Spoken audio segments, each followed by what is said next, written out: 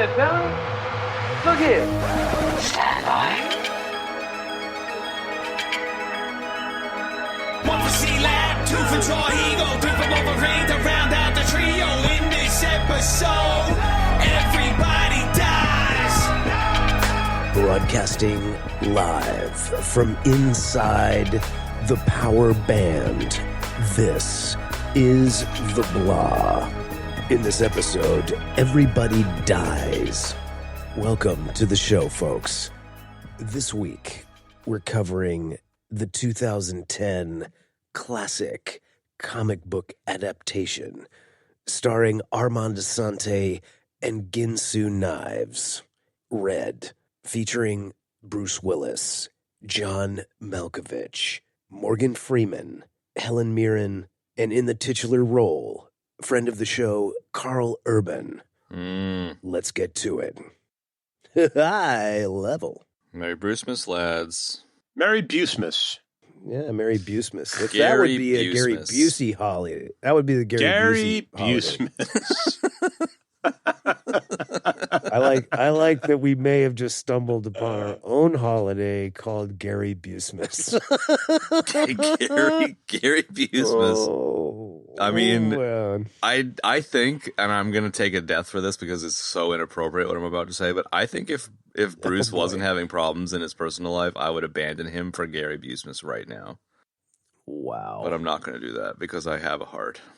Chad takes a hard death in minute 1, courtesy of a Ginsu knife. Gary Busey. That just keeps getting funnier. Yeah, man. Right? Merry Brucemas, dudes. Gary... It's a bittersweet year for Brucemas, but I think we picked an appropriate film for it. Absolutely. I got a bit sad at times watching this one just because of the subject matter being about getting old and kind of getting crustified, but it was a fun one. It's very, very much a classic style Bruce romp, and you can't go wrong with Mr. Urban. Can't go wrong with this cast, period. Yeah, the cast is rock solid. Yeah. Fucking Chad. Yeah. So that's it, man. I had a good time. Okay. Benny, what do you got? Nothing. Go ahead. Nothing. Okay. What to say? It's adapted from a comic that I've never read. Same as these. I do like Warren Ellis a lot. I've read a bunch of his stuff and very much enjoyed it, especially The Authority. Stellar cast. This is a really great Karl Urban movie that has Bruce Willis in it. And this has some pretty this has a couple of firsts and some pretty epic stuff in it. I'll just leave it at that for now. Couple of firsts? What do you mean? I said I'm going to leave it. I said I'm going to leave it, bro. I'm not going to fight you, Chad. Okay. No All right, fighting. let's fight. Let's go. Parking lot right now. 3:00. I forgot this was yet another action movie that takes place on Christmas. Yeah. Or around Christmas. I know. I forgot that too. I was kind of pumped about that. So we kind of accidentally got it right. Yeah. Happy accidents, right? Right? Mm-hmm. Mm-hmm. Yeah. Awesome cast.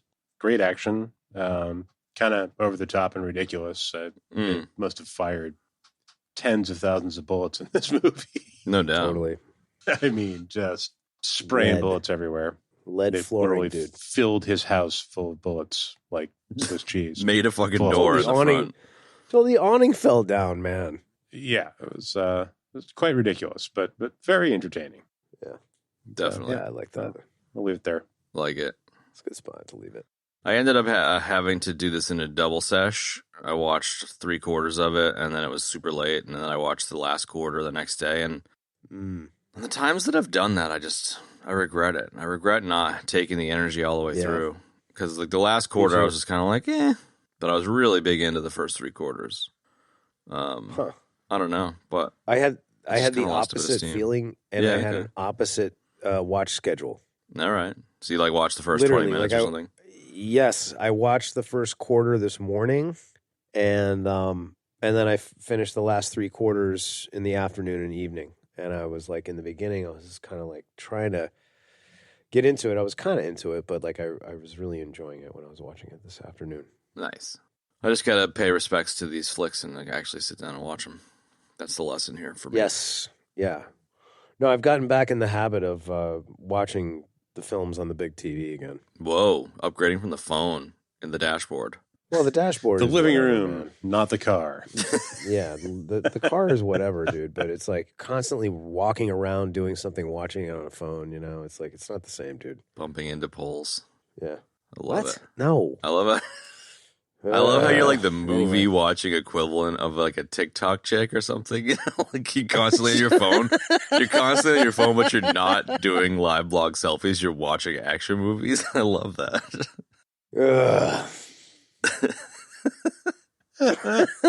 Okay. Moving right along. I like 4 years later, we've crossed the threshold of my shit talking. You're just like, fuck you, man. You're like, No, just only every once in a while. And right now is one of those times. one of those, yeah. I love it. I don't know. I think like one of the most enjoyable pieces here is the obvious piece of it being a bunch of retirees and them making an excuse to cast a bunch of people of this age group, all of the beloved actors of this age group, and then work that into the story. And beyond. It's charming. Really. It's charming. Like Morgan Freeman in an old folks home, Beyond. looking at nurses' butts and stuff, but still having the Yeah. ability to drop assassins Yes. when he needs to. You know, it's just so silly. It's like, I don't know, I figure Bruce Willis was maybe, I don't know, late 50s, 60 when he did this. And it's like Morgan Freeman was probably way older than that. Yeah, he's like Definitely 200 Helen now. Mirren. And maybe Brian Cox as well. Yeah. He's like 200 now. He is like 90 something. Well, like Brian Cox is he looks like a gym bag in the Succession series, so he's definitely put some on. He's gone full gym bag. He's full gym bag, dude. I love Brian Cox. He's so great. He will forever be the awesome, chief man. of police for me, though. Yeah. Forever. What, from He's Super just- Troopers? Yeah. Yes. Yeah. He's really versatile. He really is, man. Solid as. I have so much love for that guy. I know, and he's everywhere. He's super underrated, man. Like I love that they put him in with this group of people, man. As a Russian, because too. He can easily Yeah. hold his own. Easily easily. holds his own, man. He's so good, and he's so good as Ivan, man. I absolutely loved him, man. Ditto. And you know, I just watched, and this is a film series we should probably do at some point. I don't know why. I was kind of having like a hankering for Jason Bourne and Karl Urban at the same time, and I was like, "Hey, Bourne Supremacy has them both in it."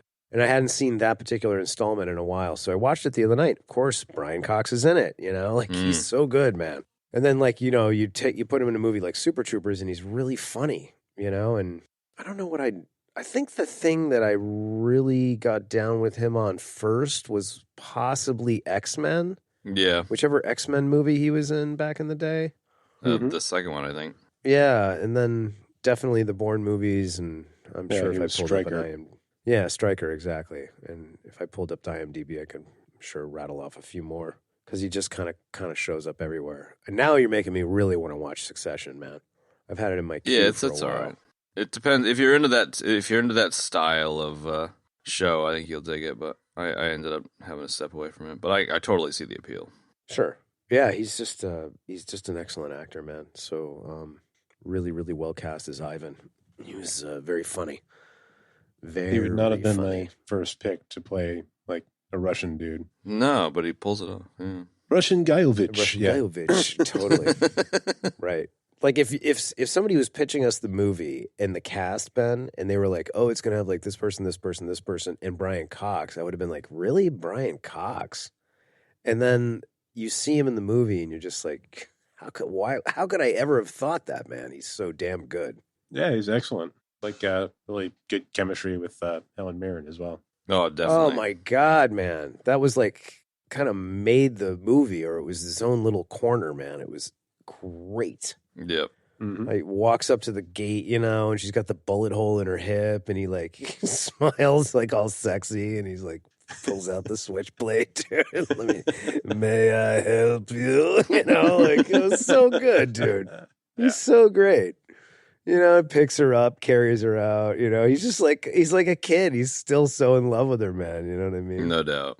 Even like when he's telling the story later on, do you see this bullet already? Yeah. Oh, it was so great. She loved me.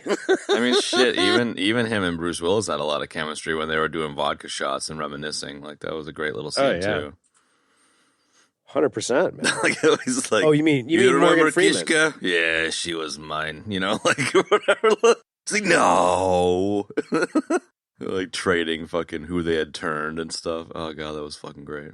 I know, and I didn't, I haven't seen this in a long time, so I wasn't remembering everybody was in the movie, and I saw it the other day when I was looking up the cast, but like, I don't know, when I forgot who Brian Cox was in the movie. So when he goes to the embassy and the door opens and it's him, I was like, oh shit, Yeah, no doubt.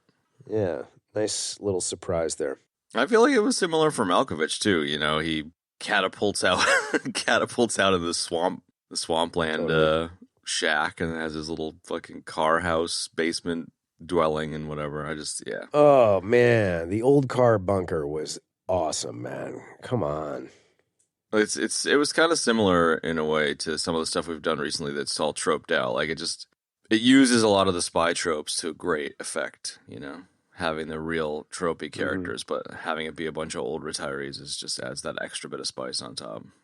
Definitely. But I think the way the movie and the story is structured, man, I don't know how close it is to the comics or not. I know that Warren Ellis liked what they did with the movie. But it feels more like they're not like, oh, hey, let's take this trope, or here, let's use this they use in every other movie. They're kind of like, hey, let's use this cool thing from this spy movie. You know what I mean? So they use like all these cool elements. I was very surprised to read that the reviews for this movie were not that great. And I don't really get why, because this movie is just like, it's a great ride, and I think it's because they use a combination of like all these great spy tropes and things and devices from all these movies, man, that makes it really, really good. Like, it's like there's great heist action going on, disguises, sneaking into Langley, hello. Yeah. Like there's just like when those guys shred his house at the beginning, it's like, it's so funny, dude. And then like when they're trying to escape from the mansion where Dreyfus lives, dude, and there's guys just pouring out of everywhere, like the Matrix, man, like all those things were just great, and like the action scenes were excellent, man. Like what I was alluding to before, Chad, like there's a really great thing that happens in this movie. It's a first, and we have two important people in the EBD universe engaged in an epic action scene, and that would be the fight scene between Karl Urban and Bruce Willis. The one in his office, or the one out in like Louisiana? Yeah, the one in his office, man. No, the one in his office. Like, that's a huge deal, man. We're all huge Karl Urban fans. We celebrate Brucemas every year, and it's like, here we've got this great movie with two of our favorite actors, and they're fucking kicking the shit out of each other in this office, man. And the scene is really good, man. And it's a great action scene with great fight choreography. And it was well shot, too. It was really well shot. And there's just something so great about the, like, the Borgnine when he was talking about how they don't make them like they used to. Like, you get, like, the old gun, Frank Moses, kicking the shit out of the whippersnapper, too. Like, there's that piece that makes it really enjoyable as a fight scene. Yeah. I don't know, man. It's got a lot going for and it. Well, it's got a lot of heart too, man. Like, when like the fact that we get Ernest Borgnine and what I'm sure is one of his last film appearances, man, is great to have him in there. And it's like, a lot of times, when the characters are kind of reconnecting and all that, it's just like, everybody's like going to see their old space buddies, kind of thing. You know what I mean? Like, it's great, Like when he sees Borgnine down in the basement, he's like, "Oh, Mr. Moses." That's it. It's like Cabbie. All that. Snake. Oh, how you doing, Snake? Yeah, kind of. Kind of. I don't know. I really like that. Movie had a lot of cool things going on for it. You mentioned the critic stuff, and Yeah. I feel like this thing is gonna age like a fine wine. Like I feel like because it is kind of celebrating the kind of ensemble cast of characters in a fun vehicle. Like as time goes on and as we lose, like it was really kind of bittersweet seeing Bruce here because of what's going on in his life now and how like I mean this in the nicest way possible, but like essentially we've lost Bruce. You know, like he's not really kicking around anymore because of the dementia stuff. And Well, he's not. He's not performing. well, I mean but like you know, like my mother-in-law's got Alzheimer's, and so like you know, like she's still there and she can still have a conversation, has goldfish memory, but like it's not the same person as a few years ago. Like legit, just not the same person. And I feel like it's probably something similar, and it's really heartbreaking and seeing this where they're like, I'm getting too old for this shit, you know, him and Morgan Freeman from time to time here, and then like it being like them chuckling to themselves about being over the hill, and then having that actually be the case for Bruce Willis, which is just like I just think it adds more. It kind of adds an unintentional layer of heart to the movie. I feel like you can revisit this and just kind of like go on that one last romp with this cast as they age out of the, you know, Hollywood or whatever. And I think it's a good thing. I think it's a nice thing, but it's like a sad thing too, you know. So like at the time it came out, everyone's like, yeah, same old shit, boring action movie. But I think as time goes on, like I haven't watched it in probably 8 or 9 years, but like I really enjoyed the nostalgia piece of it, even though it's not an overly nostalgic movie. It was a nostalgia for the actors more than it was a nostalgia for the story, if that makes sense. Fair enough. Yeah. No, I get. Yeah, I'm feeling you. Yeah, There's nostalgia action going on there, and yeah, you're right. I think when it came out, I remember seeing the trailer for it, and I was like, "What is this, man?" You know. And it wasn't until a few years later that I saw it, and I was like, "Wow, this is actually really great, same. man." Yeah. You know, like I agree with you. I think it probably will age like wine, or possibly get a cult following. Both the movies, who the hell knows, man? I mean, it's really sharp. It's sharply written, and it's tight. Like it's a tight story, and it's well done. You know what I mean? Like it could definitely go in that direction, man. You know, I would watch this again. Like it's kind of silly, but there's a lot of good stuff, you know. I know it's supposed to be silly, though. You know what I mean? Like it's yeah. I think it's supposed to be a little over the top. Yeah. Yeah, it's totally on the elbow, man. You know, it's not right from the word go. I mean, look at how we start the movie, man. I mean, he's ripping up his checks so he can have conversations with the girl at the call center. Yeah. You know, I'm going to be in Kansas City. Hey, now we're off on an adventure. It's great, dude. It's pretty funny. Yeah, it is. She's like kind of nerdy and like reads romance novels and stuff, and it's just really funny, man. And like a la kind of, you know, Joan Wilder, you know, adventure. And then she has her own adventure, kind of very much like Joan Wilder as well from Romancing the Stone, you know. So, there's a little bit of True Lies in there too. Yeah, definitely a little True Lies in there. Yeah. Wow, nice name drop, dude.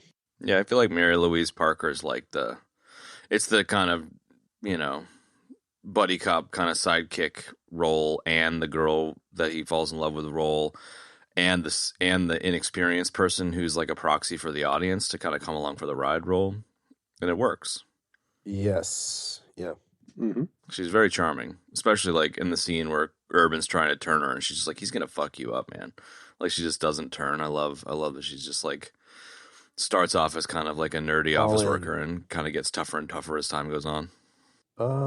Yeah.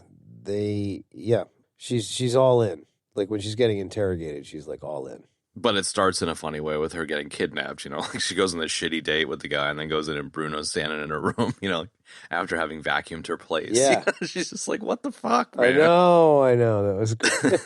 Yeah. And all the duct tape and kidnapping great, stuff, man. you know, so I don't know. It's really silly, but fun. Yeah.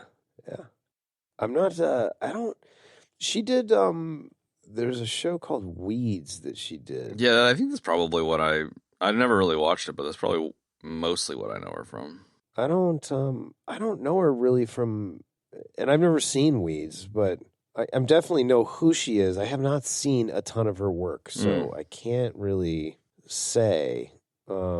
This is probably the most I've seen her in anything. Is this movie right here? Yeah, the only other thing that I haven't seen in forever, but have seen, is Red Dragon.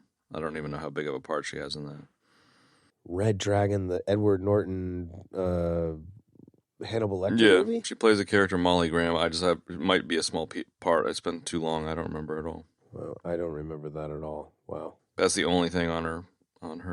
I definitely watched some Weeds. Yeah. I don't know where I fell off with it. I don't know. I think I was watching like a pirated version of it or something that was incomplete. So I just kind of forgot about it. Yeah. But Sure. It's been a long time, but it was really good. And she's great. She's great. Yeah, I've heard it's excellent, man. Like, it was kind of an acclaimed series, man. It was kind of when, like, series on cable were starting to be, like, people were starting to notice that. You know what I mean? Like, Yeah. like HBO and Showtime were, like, doing these series. And I think that was one of Showtime's first kind of, like, big series. Yeah.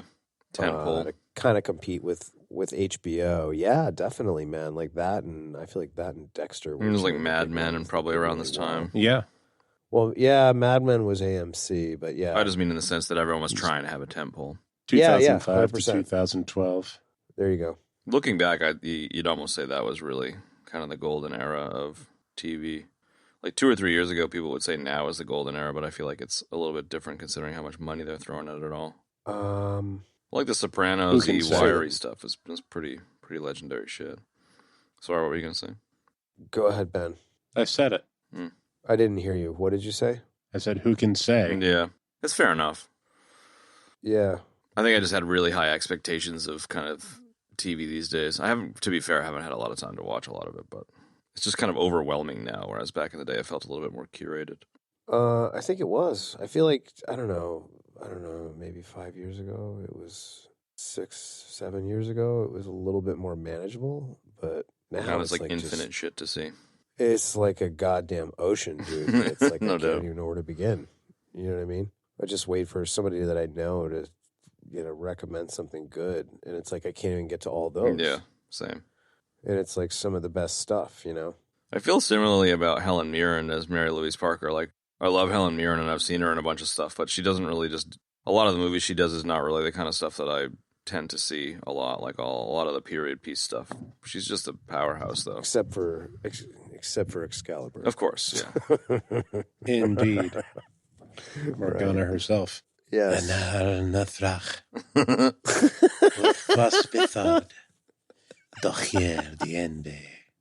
love it.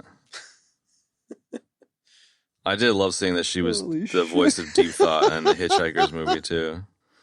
It's very fitting. Yep. Helen Mirren was Deep Thought? Yep. Damn. Nice. I thought she was great in Oh, this, dude, man. so good. I thought Same. she was really good. Some serious Martha Stewart with a handgun vibes. Yeah, she brought a lot to the cast and the whole production, really.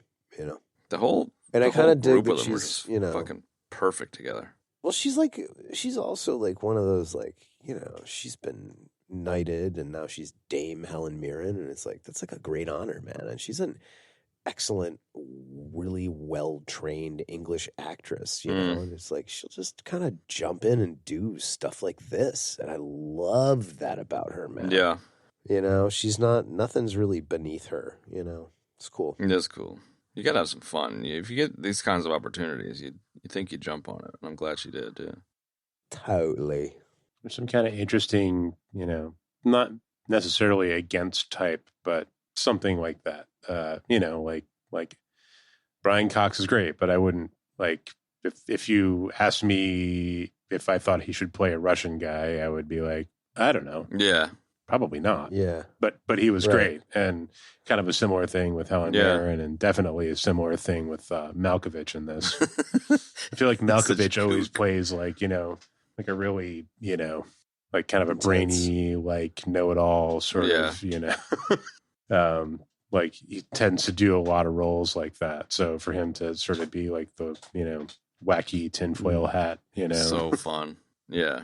was interesting. He plays it straight in Burn I- After Reading, for example, which is very similar in the spy sense, but like just the kookiness here is just so much fun. Yeah. But he also, I agree with you, Ben. But I think that there's something else to Malkovich in this. Like he's always like got this super intensity, and I feel like he kind of like dialed it back, or like kind of kept the top on the box in this. And what we got was like a really, really great performance, man. And I don't think you see John Malkovich like this in many of his films, man. And I really, really liked it a lot. It was funny and it was smart, and he was like playing the negative space and like really making great choices in terms of like, you know, when silence was golden, you know, and it was all about the action and what he was doing with his body and the expressions on his face. Like it was really, really good, man. I loved it. It's super funny, you know, like and they could have just been like, oh, he's like, you know, the crazy, like you said, like the crazy tinfoil hat guy, but like he didn't play the trope of the tinfoil hat guy. He had his own very unique kind of take on it, and that I thought was great and not like over the top and crazy. I really liked his sort of subdued take to it, man. Absolutely, you know, but definitely not the kind of role he tends to play. Yeah, exactly, 100%, man. You know, and he like brought something very interesting to it. Yeah, I really like his. I'm a huge fan of Rounders, and he plays Teddy KGB, the Russian guy in that, and he is so good, but it's crazy and like that over the top kind of like John Malkovich way of doing things, you know. And this just was something different, and I loved it. Mm-hmm. Like just like you said, Ben. And I think it's very similar to the conspiracy theory movie with Mel Gibson, where it's like there's tinfoil hat characters in movies, and then there's tinfoil hat characters in movies that are right. And I think the Malkovich bit here, where, you know, he's super tinfoil hat, but then he turns out to be right most of the time, and he just like sits there smirking about it. It's really funny, right? But he's not sticking it in. Yeah, and he's not sticking it in your face. He's like, I fucking told you. Know? And he's got the helicopter's tail number written down on a napkin in his fucking pocket. You know, like it's just really funny, dude. Right. It's just so much really silly, funny shit. And he's all, you know, the gun nut element is really great too, where he like takes out that, you know, the redheaded RPG girl who was also in Big Love with dude, Paxton. the fucking RPG thing is so funny, dude. I know, but that was so what was so ridiculous, great but about so fucking funny.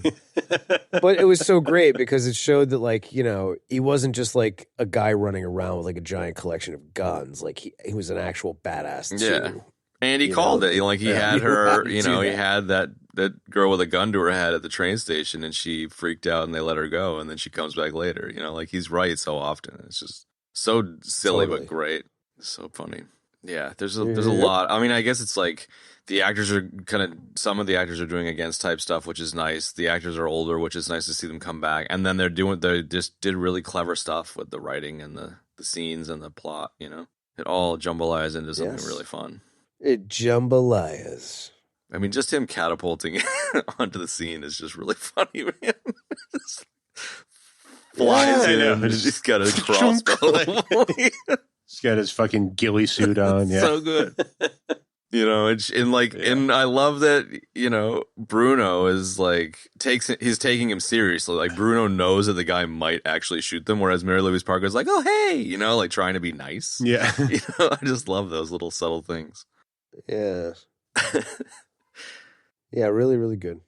So you said you watched the kind of latter 3/4 and you were into it, because like dialing up to the vice presidential assassination stuff, it really does turn it up to 11 there, and maybe that's where I kind of fell off because of the broken viewing. But you said you were along for the ride, Kev. Was that? Definitely, yeah. Okay. And it was good. Julian McMahon as he played famously Dr. Doom in the Fantastic Four film. Did you say that was famously? Yep.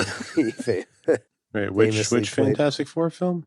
The one with Joan Grufford and Chris Evans and Chiklis. Yeah, okay.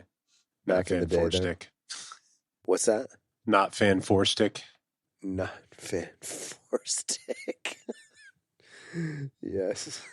Okay. So he played Dr. Doom in that. He was really good as the politician, man. He like kind of had it nailed. He did. He had like the kind of slimy sociopath thing, but then he like starts like getting weepy at the end there with Bruno in the limo, which is kind of worked too. Yeah, I don't know. He played it in a different way that I don't know. I liked it. It wasn't like I didn't feel like a run of the mill politician, but yet it seemed to kind of embody politicians perfectly. Yeah. You know. Yeah. That whole sequence, like it's very heisty. The whole sequence at the end there with the 50 cal that's hiltied into the parking lot, driving the Secret Service here, there, and everywhere intentionally. Hiltied. It was really fun. Yeah. I like how you added that detail in. I mean, everybody likes a good Hilti, man, you know? I don't know. I think it was probably Tapcon. It probably was a Tapcon, but same. Yeah. They were definitely using yellow caps at least. Yeah. Yeah, I like that. I liked that we had, you know, some good heist elements, you know. We had a couple of like heisty switcheroo kind of things going on, you know, when they go in to steal the file. I love like anytime, you know, it's a great trope, dude, you know, and it was even better in this because they were making fun of it. You know? I mean, like there's only one way to get it. We gotta break into Langley. It's like, okay, man. Yeah. We gotta break into like how many times have we seen that in these movies, these stupid movies, like freaking Mission Impossible 1 and like, you know, I'm sure, you know, like Spy Game chat. There you go. You know, so many like that, dude. And this one, when he said that, I was like, I started laughing. That was so funny. And it's like, you're a nuclear scientist and I'm a general. She's like, my name is Shaniqua, whatever. It's like, yeah, you're adopted, you know? Like, you're adopted. Drops his contact lens, you know, and she gives the SWAT, SWAT team a fucking hard time. It's just, it's really Mission Impossible. Yeah. Yeah, and then he gets his ass kicked. You know, he goes into the janitor's closet, whips up a chemical, some household cocktail, and some household items. Blows the shit out of the place after he pulls the fire alarm. Boom. Pulls the Leon, the professional fireman swap switcheroo. Walks right out, dude. Yeah. You know how hard it is to get the clothes off or on of a person that is incapacitated or dead? I don't actually care. It would be so difficult. I don't either, man.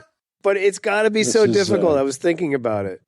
You know, I was like, it's got to be so hard to do, man. You know? 32 seconds, no problem. Yeah.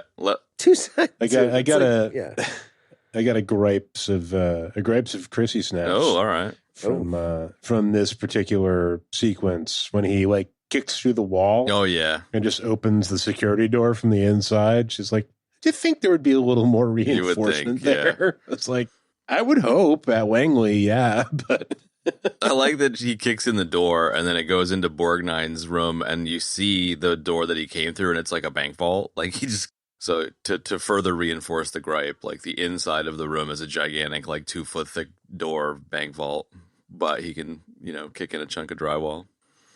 Yeah. I just thought her reaction to it though, being like, ooh, this is really funny, man. Hold my hat. Yeah, it seemed a little chintz when you put this. You'd almost imagine that it was intentional at that stage, you know? Like could have been. That's a legit. That's a pretty solid gripes of Kev snaps. It's a gripe. Yeah. It's a valid gripe. Totally fair. While we're on the cast, I was totally surprised and kind of psyched to see Richard Dreyfuss. Dude, I was just thinking the same thing. I think that's a great same thing. Yes, great. Agreed. Next topic. I love Dreyfuss so much. He's such a dirtbag in this one. And he's such a dirtbag, dude. And he doesn't like. I haven't seen him. I don't think. I'm pretty sure he's not performing at all anymore. I'm not 100% sure about that. Yeah, he's got some new stuff. I'm just looking at him on IMDb now. Yeah, I feel like I've seen him in something fairly recently. He's got 6 upcoming, so he's doing stuff. But I haven't seen him in shit for a long ass time. I haven't either, man. But I think same. Like I just have fallen off the wagon with staying current with the world of movies these days. There's just too many of them. He played Dick Cheney in the early 2000s. I'd be interested to see that. But I don't know, man. After you watch Christian Bale do it in Vice. Vice is so good. Oh my God. So good. But it was, I'll take the death intentionally here. It was actually delightful seeing Dreyfuss. Sam Rockwell as W. Oh, yeah. in that That's one. right. Yeah, exactly right, man. He played Bernie Madoff in a fucking TV miniseries. He'd probably do good at that Wow. too. I'm sure. Like the last like major thing he was in my world at least, was What About Bob? Like he's done a million things since then, but that was a long time ago. Yeah, that was a long time ago. I could have sworn I saw him in something more recently, but I'm not seeing it. Yeah. It must have been my imagination. Yeah, no, I haven't seen him in anything. I'm looking at his IMDb as well. I need to go back to Jaws. I never really did the Jaws thing too hard. I mean, I've seen it obviously, but Close Encounters is, very much the legendary Dreyfus for me. Yeah, agreed. Sure. You stole what I was going to say. Sorry. Ingrained to my ready room. It's fine. It's totally fine. Grained to my ready room. He did. I remember him more from like '80s movies like Stakeout, and of course the narrator of Stand By Me. Oh, yeah, Down yeah, Around yeah. Beverly Hills, he did a movie that was an HBO movie, made by HBO, came out on HBO called Let It Ride. It was about a guy betting on horses. It was really good. Remind me, was the Stand By Me narration, isn't he in like the last scene, like the last couple minutes with his kid? Yeah, he's the writer Yeah, of the story. He's Old Gordy. Yeah. Yeah. Because I knew he did the narration throughout, and then I was pretty sure that he had that little short scene at the end. But that's a great flick. We should do that one, dude. I love that movie. What? Stand By Me? That's a great movie. Oh yeah. Yeah. I think that's on my master list. Probably. Yeah, we got that's on Old Verno's in that. We were just talking about him. Yeah, he was just That's really like. I think it's reasonable to say at least he's against my assumptions of casting for Dreyfus of being kind of like the dirtbag gun runner, especially considering the twist at the end where he's behind it the whole time, kind of thing. Very heisty. But it was nice to see Dreyfus play a very shithead. heisty. I don't feel like it's the first time he's played Probably a shithead, not, but but- yeah, it's definitely not as usual thing, and he's pretty good at it too, man. He's got a little sinister kind of edge. He's just to got that, him, like, man, that Prickish smirk. It's just so perfect. Yeah. and a little bit more. It was You just can't great to touch see him. me. Yeah, I really was. agree. I go back. I to was your not original expecting comment, it, and when he popped up, I was like, "What?" Yeah, totally. It had me thinking know. about in that batch of like SNL auditions for Star Wars with unlikely people. One of them was Richard Dreyfuss auditioning for C-3PO. He's like got the outfit on, and he's like, "Sir, the blah blah blah blah is the blah blah blah." And they're like, "Wait, who's in the costume again?" And he like pulls the helmet off and like, "It's Richard Dreyfuss." Like, Yes. it's really funny. I remember that. Fuck, it's He great. played a character on Weeds as well. Look at that. The day Reagan was shot. Morgan Freeman too. I mean, he wasn't really against type here, but he's just got such a charm to him. He does, and I like when he does roles like this, man. He's kind of Yeah, and the whole funny. He's fake kind of that he died sassy, kinda you thing. know. Yeah. Yeah. What do you mean when he walks outside? No, of the no. mansion? When he it's insinuated that he dies in the old folks' home, and then he like saves Bruno, and Bruno's all surprised. Yes. But you kind of know he's gonna die because he's like, "I've got stage 4 terminal liver cancer." It's like, well, obviously he's gonna die. Yeah, I know. It was just kind of a bummer, man. I was kind of hoping that he'd be like, not dead, and we'd see him later on in the movie, but Yeah, it was a There's little unceremonious. It kind of was, yeah. right? It was. But I'm glad that they didn't make it into like a, like if it was a serious movie, they would have made it into some big thing. No, don't go. I've got terminal cancer. It's the only way you're going to make it. Yeah. We would have gotten all that, and it would have been some big slow-mo scene. Drowning in slow-mo. It was just the right amount. Just the right amount. I feel like we're perilously close to bitsing and bobsing. It's probably a wise move. No, we're good for bits and bobs. Bro. We are go for bits and bobs. We are go for bits and bobs. Chad, fire up the bleep bloops. 50 milliliters of Bing Bong Ding Dong. Roger.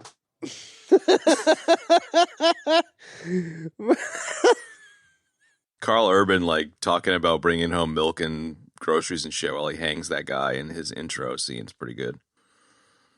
was pretty It's good. like, yeah, see you later. Oh, you can pick up the kids. I don't even remember if it was like super grocery-ish, but it felt very grocery-ish. Do you know who I am? Yeah, Yes, I do. totally. Kicks the stool out. It's like, all right, man. Yeah, we didn't really touch on Karl. Love me some Karl. This is the most perfect Karl Urban role, too. Yeah, it's good. I mean, he's just great in everything. Just the Boy I Scout. just watched He's Dredd. such a good Boy Scout here. I watched Dredd a few nights ago, man. It's Mhm. just he's so great.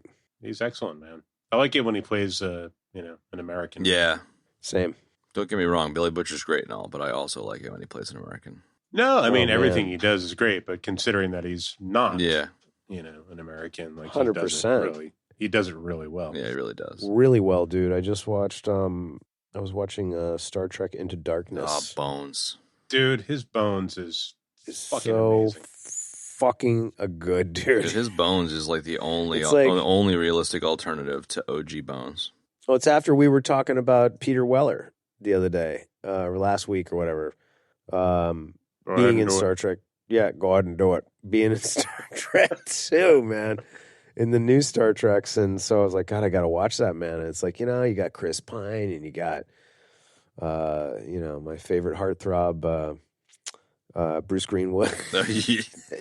But it's like, and that's all like Greenwood. great. Quinto. But like, then you got like Urban coming in with the freaking bringing the thunder with the Bones, dude. It's so good, man. Yeah, It just brings like so much firepower there. No doubt, It's dude. So excellent. No doubt. Man. Guy is just super versatile. I loved him since the first time I saw him, dude. I think the first thing I saw him in was what's his name? Eomir is the Riders of Rohan, dude. I was like, this dude is freaking intense, man, and shit, he's it great. seemed to be his big break for sure. Was it? I think so. I was looking through, and like he did a bunch of stuff before that, but I feel like that was the big one. Yeah, definitely, man. Well, whatever. He's great. Yeah, that Bones is just Chef's kiss, bro. so good. Yeah. Disease is danger. Space is disease and danger wrapped in darkness and silence. Oh my God, dude. You can't even it's so hard So to get good. that impression, dude. Yeah. He's so good in it, dude. And then of course Riddick, shit. Bourne Supremacy, dudes and everything. It's great. I need to do those again. It's been too long. I don't even remember him in it. What? Bourne, yeah. Yeah, we ought to do some digging into some Bourne series, man. I like that series of movies. I don't know. I think they're kind of boring. boy. You're not wrong. Okay. Just I like the first one. scratch I that off think my they're list. kind of boring. Oh man. It's a death for missing that joke, Kev. Yeah, that's a double. It's a death, double. dude. The joke itself was a death. No, but, no. The joke itself was a death. The fact that you said it again, I'm going to give you kudos for really just hammering it home. Yeah, I think definitely. Yeah, she definitely sparkles. definitely. Okay. what the Red fuck? Sox. You right, Kev? Yeah, I'm just writing down this stuff. Maha. Dude, I cracked up again this week listening to you. We were just like, oh yeah, they're making the sequel to Violent Night. You're like, hey, you hear they're making a sequel to Violent Night? I was fucking losing. Yeah, dude, I listened to the whole thing when I edited it. I missed it again in the edit. I did. Love it. And then I still was like, yeah, I don't really get why this is so funny, but whatever. That's great. I like that. I was listening to it and I was like, wait, what did he just say? And I was like, oh, this is that freaking part where I wasn't fucking paying attention or misunderstood what the hell he was saying, dude. And then I listened to it again and I was like, Still don't get it.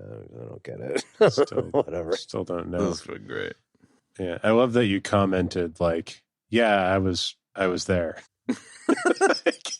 like, Walsh is like cracking up about it, like recounting the story, and you're like, "Yeah, I know, I was there." There's something to that Wait, effect. what? You kind of got a little grumpy towards Wait, the end, and oh yeah, Yeah, like Walsh was like fucking just like pretty much lacing you up and like recounting the story and cracking up about it, and you were just like, "Yeah, I know, I was there." Oh. Yeah, there's It was an I was rarely there, a and it's time still where not fucking funny, dude. I'm not laughing. I often laugh at my own stupidity. I think it's important to do in life, and I'm no stranger to it on the show. However, that was not one of those No, moments it for really me. wasn't. And you just like kept fucking driving it deeper into the ground, dude. I was like, I'm not feeling That's what it, I do man. best. Driving shit into the ground. Yeah. That's what I do That's best. great. Yeah, I was there. What other bits we got? That's when you're like, that's when you say to me, you're like, oh, dude. Tell the joke again. Maybe it'll get funnier. Hey, it worked for Benny a few minutes ago. Shit. Yeah, that was a little different, but yeah. Love it. All right, let's get back on track here. Where are we at? Anecdotes. Bits and bobs. Anecdotes, is that the same thing as bits and bobs? All right. Do we talk enough about how much we love Karl Urban? No. I mean, the answer to that question is always going to be no. I know. I feel like we kind of always say the same thing. He's so great. He's so dreamy. What about Bones? Yeah. What about Dredd? Yeah. I love him. Pretty much. Right? I don't know. I'm not ashamed of it, dude. The guy's It's a friend of the show. a friend of the show. He's amazing, underrated. Like, I don't know, whatever. If I had to pick one actor that he'd be the only person that I could watch their movies for the rest of my life, it would probably be Karl Fair Urban. enough. Fair enough. That is fair. You know, his father was a German immigrant. He owned a leather goods store. You know, this is Karl Urban. What's his name? A Leather hero. Smith? Schmidt. Leather Schmidt. Well done, sir. Leather Schmidt.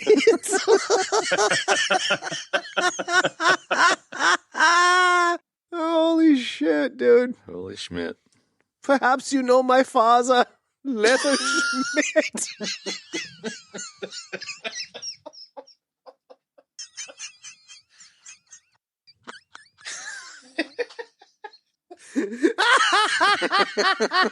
Still going. Woo! That snuck up Yes, on me. sir. Wow, that was good. Was pretty fucking solid. John Jacob Weatherheimer Schmidt. John Jacob. I love it. Oh, shit. I wish I could do a Karl Urban impression. Go. I would say something like, hi, I'm Karl Urban.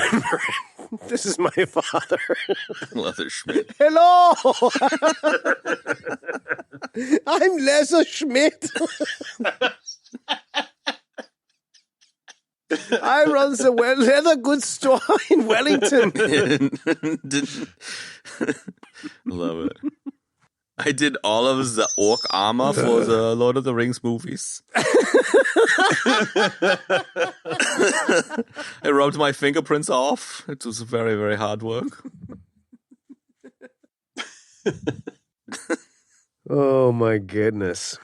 Sometimes I think it's the commitment we have to just diving into these fucking stupid cul-de-sacs that is so enjoyable. Like the initial joke is funny, and then we just keep digging and mining away at it. Yeah, It's so good. we're like a bunch of dwarves, That's man. it, man. Looking for the Arkenstone. I'm always happy to not talk about the movie. Yeah, fair enough. Yeah. Yeah, right. For whatever reason. We should Bruno a little. I don't know how we do, but he was probably the only person that wasn't against cast here, and it was a perfect Bruno role. I mean, it is Brucemas after all. It is Brucemas. Let's take a moment and talk about Bruno. He just has the classic Bruno solves all problems. Would you like to swing on a star charm? Yeah, and I would say, I don't know. This is when I really feel like he's, obviously older.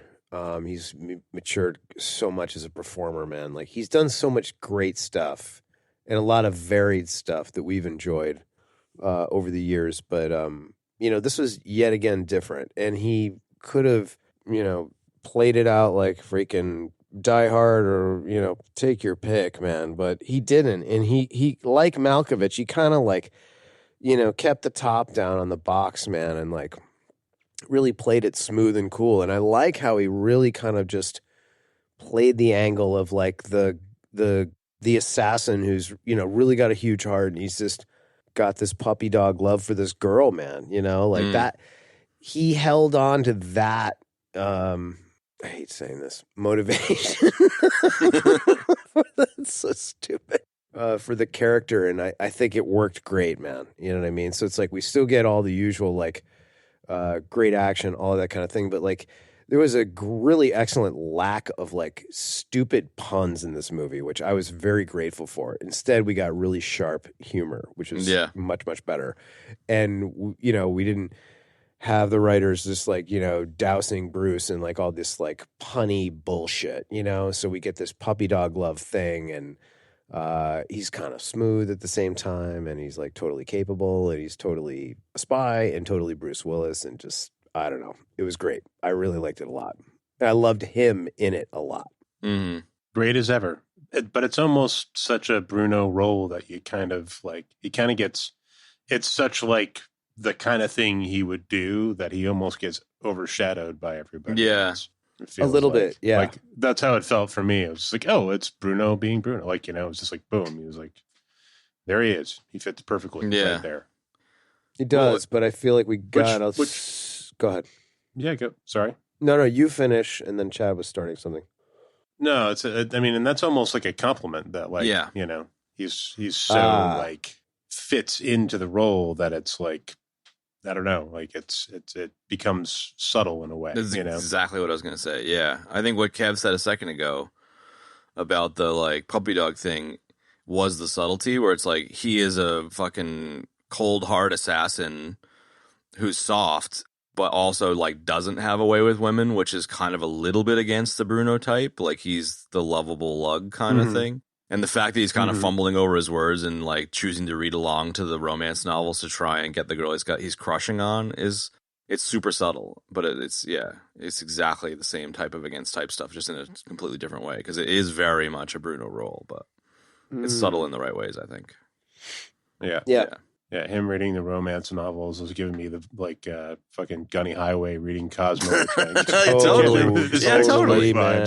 Yeah, man. And Gunny Highway's the same. He's cold, hard steel. You know, like he just it's great. He's just trying to fit back into the real world, and he's talking to Helen Mirren later. You know, or I think it was Helen Mirren, and he was just like, I just want to. Oh no, it was Helen Mirren was saying he was a big softie, and then he was talking to Brian Cox, and Brian Cox was basically just being like, he's just like, I just want to have a normal life. Like I have a chance at a normal life here. And I like that idea. I like the idea of like the hardcore assassin in the twilight of his career, you know, finding like domestic life or whatever. It's just kind of adorable.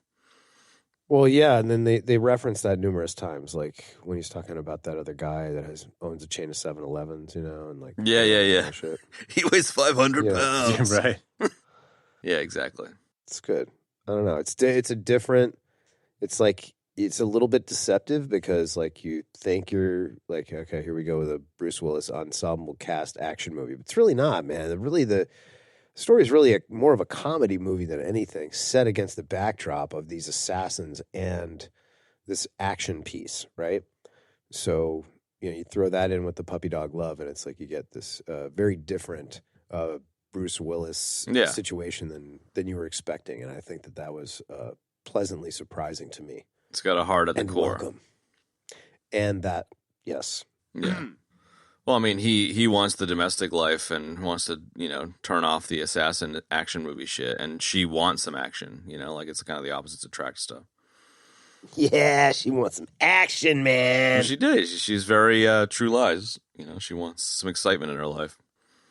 There you go. Sleazy car salesman. I love True Lies. Oh my god. Yeah, I still want to do a recut of it though, and cut out that last bit at the end. Did we? I don't remember. Yeah, we had a whole discussion about it. We all agreed that it had to be done.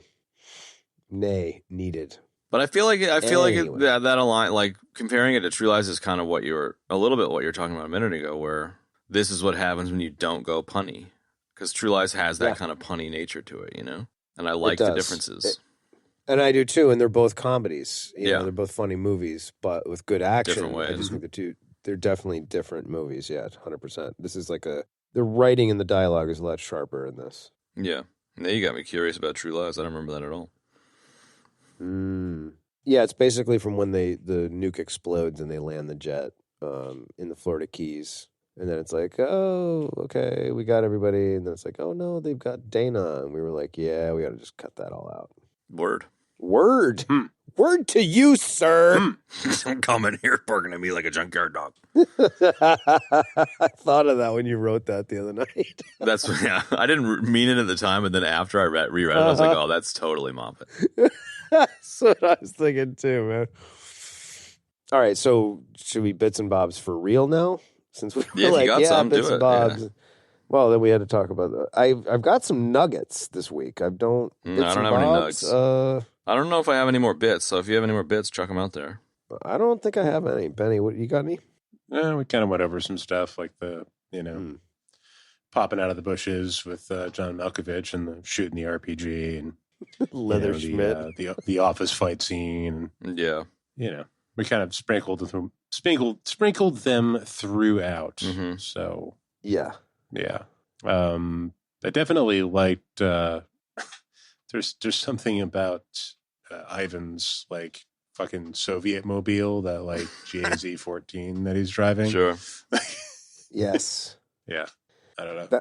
It's just cool. It's a cool car. In fact, like when I was looking in the stupid IMDb, let's ruin nuggets section, they referenced that vehicle, saying how it was a very popular vehicle for, like state officials from all over that part of the world for a long time. It had a very kind of classic look to it. Yeah. Yeah.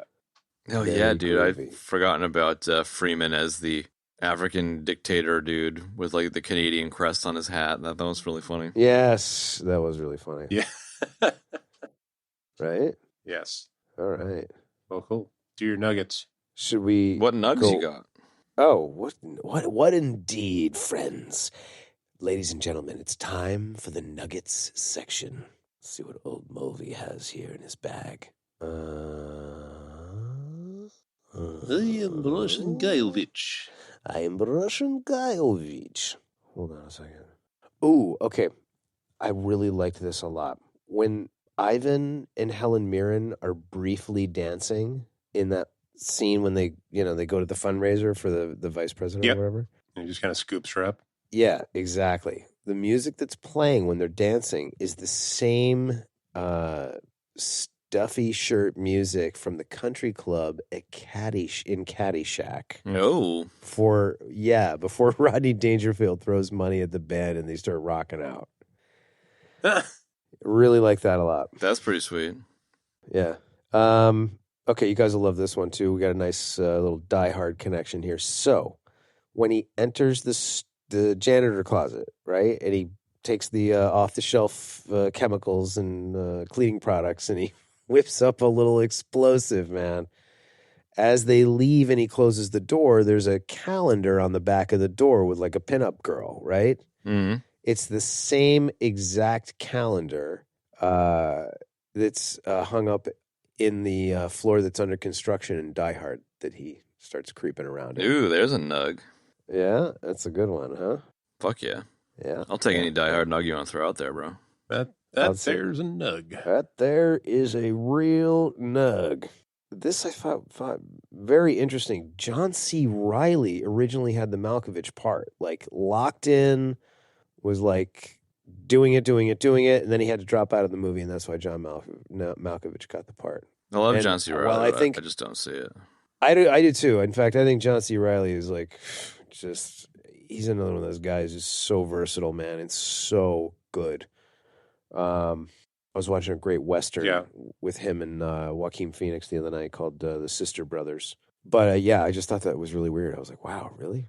Locked in? Doesn't really fit. Malkovich, even just the age group he doesn't fit with the group. No, he's way too young. Yeah. For the rest of those people. You know what I mean? Okay, another one. The location used for Cooper's home, Karl Urban's character, is the same house used in The Jackal, which also starred Bruce Willis, Brucemas which I've movie. seen. Yeah, exactly. Isn't Jackal Blackle in that one? What?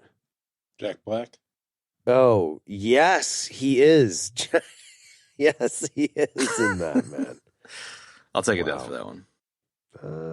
Sure, we can give you a death for that. Last one. You'll be dead. You shall be dead. Track them. So this I thought was kind of cool, man. the composer titled every track of the soundtrack to fit with the theme of the title of the movie, right? So Retired Extremely Dangerous, is red, and he named every single track on the soundtrack 3 words. They always started with R and then E and then D. I thought that was kind of neat. Fun. Like a fun afternoon of coming up with funny names. I like it. Oh my God. No, I mean it. I think it's funny. Like he's like, I got an idea, and he just does it. I love it. It's great. Okay.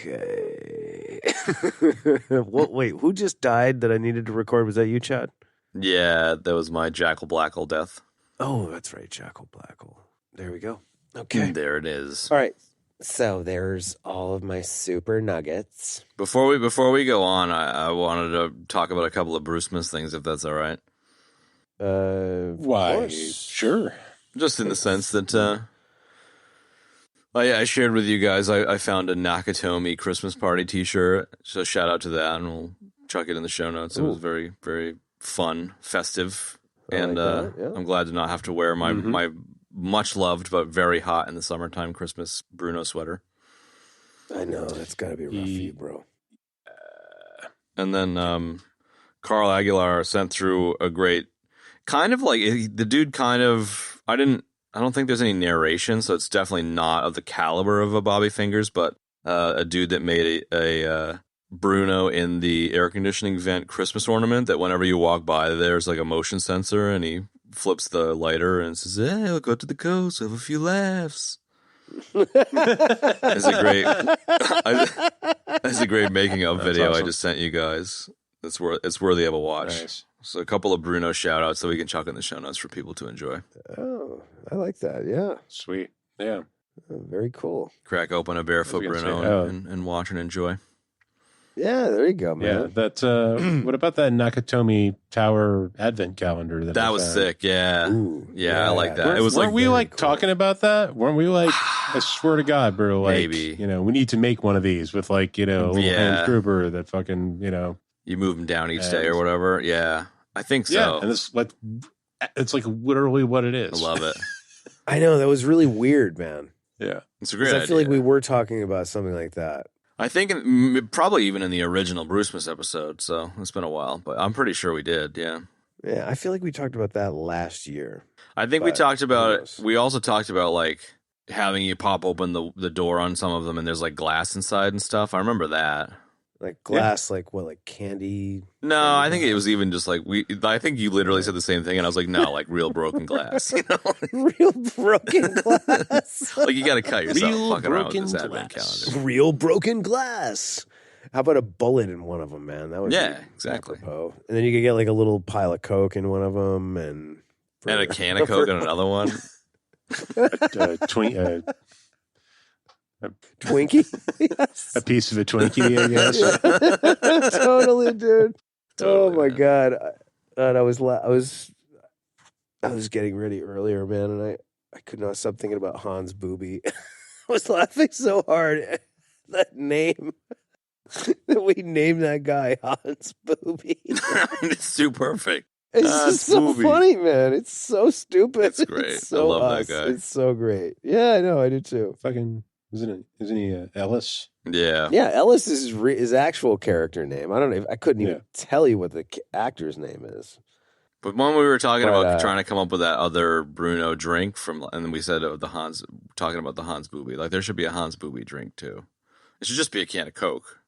What it should be? It should be a can of Coke with a bump of Coke on the top. We had that Clive Owen. It's a Diet Coke with an 8-ball taped to it. Exactly.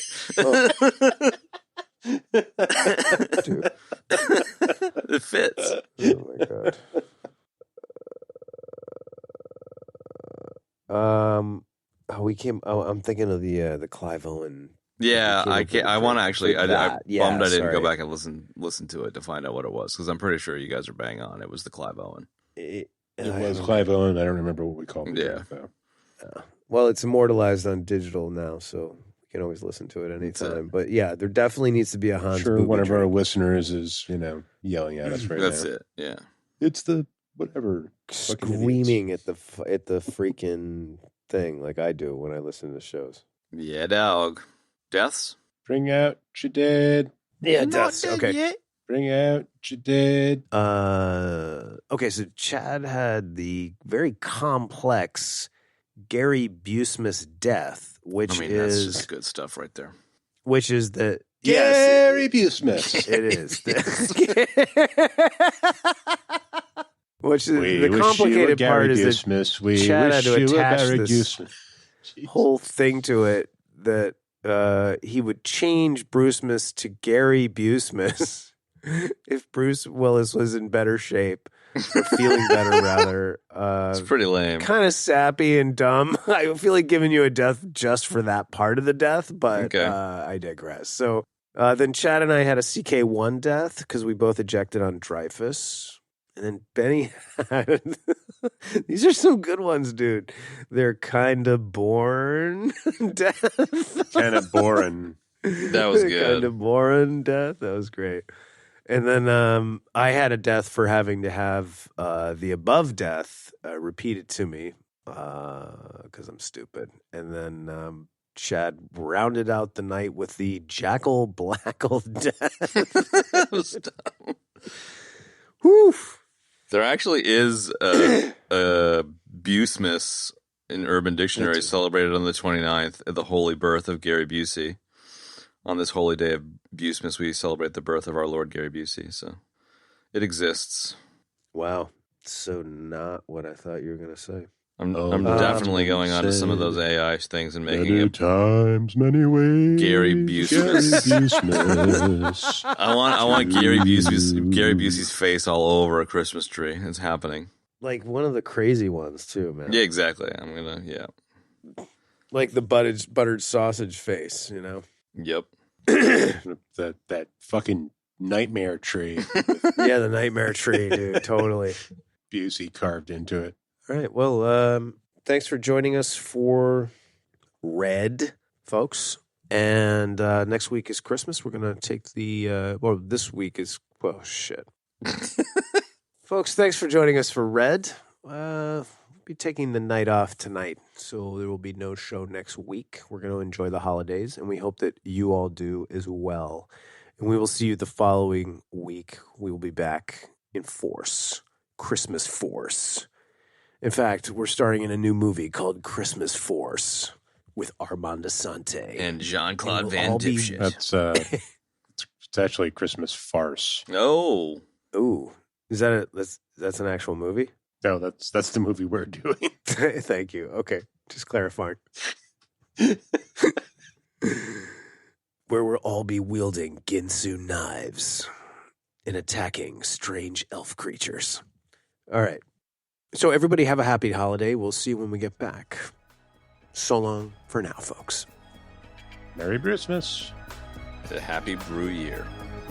In a Gary Bew year. Gary Bew year. There you go. And that's going to wrap up this week's episode, folks, for this Christmas in 2023. If you'd like to check out the show notes for this episode, you can do so in your podcast app choice or at our website, ebd.fm/episodes/235. As always, we would love to thank everybody for tuning into the show.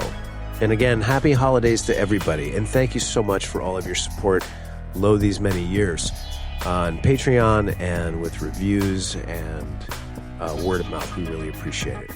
And we love chatting with everybody out there that likes to jump into Instagram and chat with us. So thank you all. And as always, you can catch us on Instagram if you want. We are on all social media platforms using the handle @EBD Podcast. So please join in, comment, let us know how it's going. And that's it. So once again, happy holidays from all of us here in Valverde to all of you and yours out there in the world. So long for now, folks.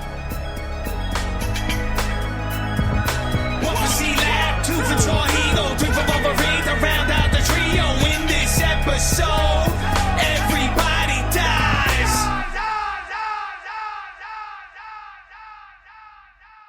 Beady. Stop into it.